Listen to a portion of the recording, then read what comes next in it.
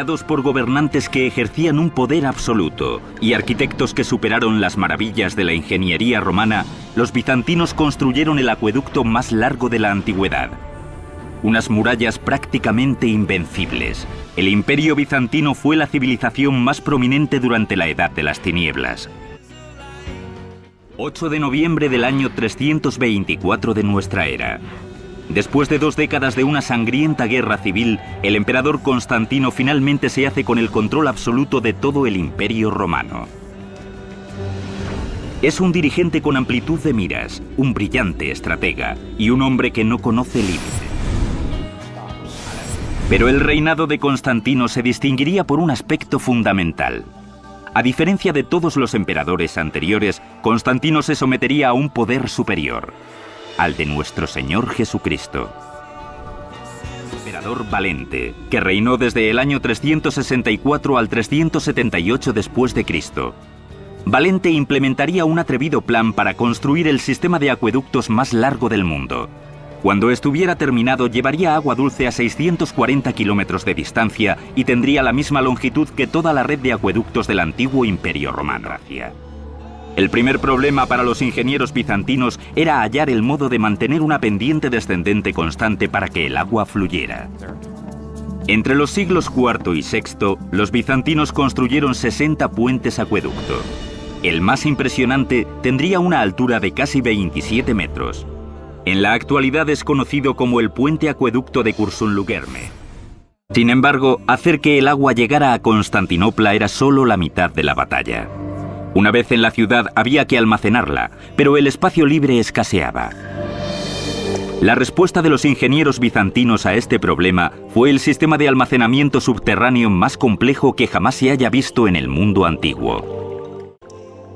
El más grande sería este, la cisterna de Basílica. 336 columnas soportarían el techo de 7,5 metros de altura.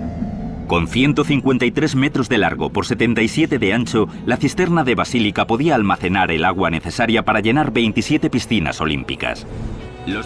Pero una oleada de violencia procedente de las lejanas estepas de Mongolia estaba a punto de convulsionar Europa. El ataque iría encabezado por un hombre llamado Atila, y su ejército no tardaría en llegar a las puertas de Constantinopla. Haría falta una brillante hazaña de la ingeniería militar, el sistema defensivo más colosal de la antigüedad para salvar a la ciudad. Estando situada en la punta de una península, Constantinopla gozaba de las ventajas estratégicas que no había tenido la vieja Roma, que estaba desprotegida y expuesta. El primer obstáculo, un foso gigante. Detrás, un parapeto exterior. Y después, una muralla exterior nueva de 3 metros de altura y 2 metros de grosor. La última línea de defensa y la más impresionante con mucho sería la gigantesca muralla interior original, completamente reconstruida y anclada en sus 96 torreones gigantes. Los ingenieros bizantinos se centraron después en proteger a la ciudad de las amenazas por mar. Su solución fue ingeniosa y muy eficaz. Una cadena gigante, una de las más grandes que jamás se hayan construido. Los herreros bizantinos forjaron una enorme cadena de hierro de aproximadamente una longitud de 5 campos de fútbol con unos 750 eslabones de medio metro de largo. Los eslabones flotaban sobre troncos de madera. Los barcos bizantinos podían arrastrar la cadena por el cuerno de oro y cortar la entrada al puerto. Protegida ya por fin de todos sus enemigos, Constantinopla podía disfrutar de su prosperidad. Justiniano I gobernó durante la época dorada del Imperio bizantino. Sus 40 años de reinado estarían marcados por la brillantez intelectual, una ética sin parangón y una crueldad desmedida. 2 años antes de ascender al trono, Justiniano se casó con una bella y tenaz mujer llamada Teodora. Juntos, Justiniano y Teodora gobernarían el imperio de igual a igual. Justiniano se dio cuenta inmediatamente de que su legado sería reconstruir la vieja gloria de la antigua Roma. Comenzó reclamando territorios en Occidente que se habían perdido hacía mucho tiempo. En Constantinopla, Justiniano se lanzó a una campaña de construcción urbanística. El hipódromo era el centro de la vida pública de Constantinopla. Concebido como un estadio para las carreras de carros, podía albergar hasta 100.000 personas. La construcción del hipódromo se había realizado a lo largo de los siglos. Era una obra monumental que incorporaba todas las técnicas de construcción conocidas.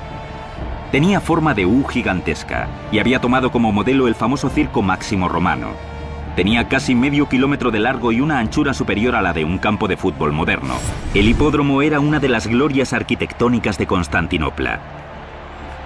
Pero en el año 532 después de Cristo pasaría a ser también el escenario de uno de los actos más brutales de un emperador contra su pueblo. Un día de principios de enero, Justiniano, ahora bastante impopular por culpa de sus duras medidas y altos impuestos, aparecía ante una multitud estridente en el hipódromo. De pronto la multitud se une contra el emperador.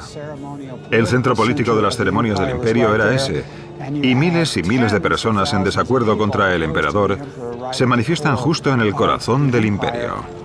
Estaba dispuesto a subirse a un barco y largarse a la parte asiática del Bósforo, pero la emperatriz, Teodora, que había sido actriz y prostituta, dijo: he llegado hasta aquí y no pienso rendirme ahora, quédate y lucha, y así lo hizo. Las palabras de Teodora convencieron a Justiniano, y su respuesta sería calculada y terrible. Ordenó a sus generales que reunieran un ejército y marchó sobre el hipódromo. La conclusión de los disturbios de la Nica es uno de esos sucesos de proporciones bíblicas. Justiniano convoca a los rebeldes en el hipódromo, haciéndoles creer que va a llegar a un acuerdo con ellos, pero de hecho, cuando están todos en el recinto, cierra las puertas y las tropas imperiales los masacran. En pocos minutos, todos los rebeldes que se encontraban en el recinto habían sido sistemáticamente asesinados. El centro de la vida pública de Constantinopla se había convertido en el patíbulo para unas 30.000 personas.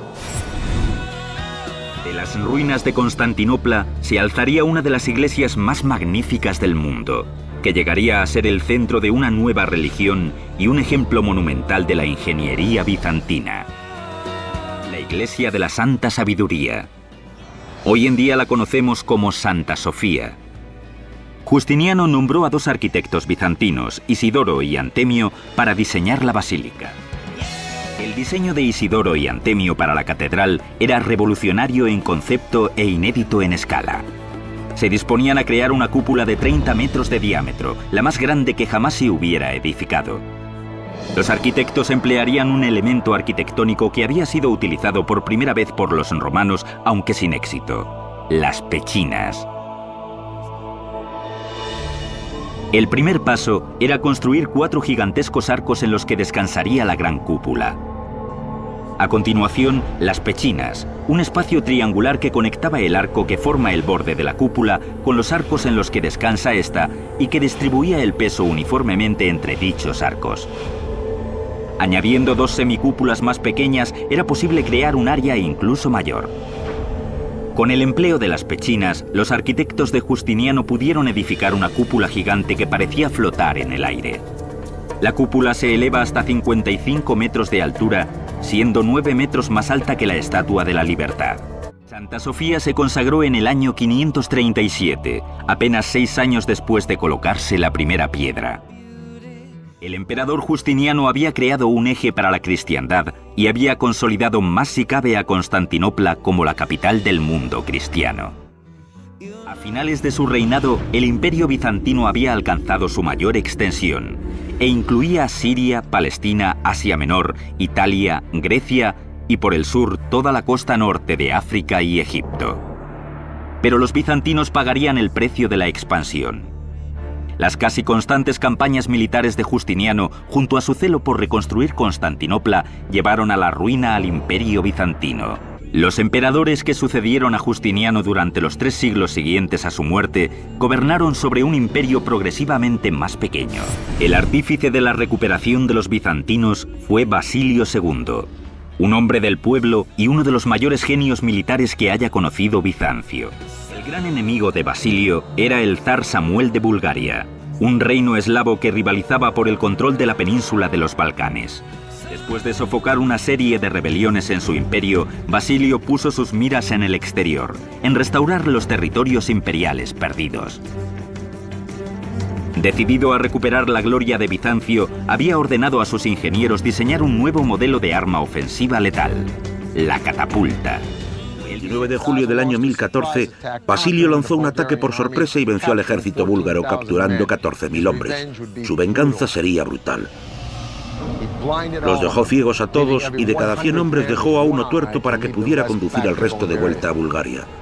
Cuando Samuel vio a su ejército destrozado y mutilado, le dio un ataque y 2 días después murió. En 1453, los otomanos lanzaron una nueva arma sobre las imponentes murallas de Constantinopla. Al final, el ladrillo y la piedra no pudieron soportar el fuego de la artillería. Después de 1100 años, por fin se abría una brecha en las murallas fortificadas de Constantinopla. Constantinopla era ahora Estambul,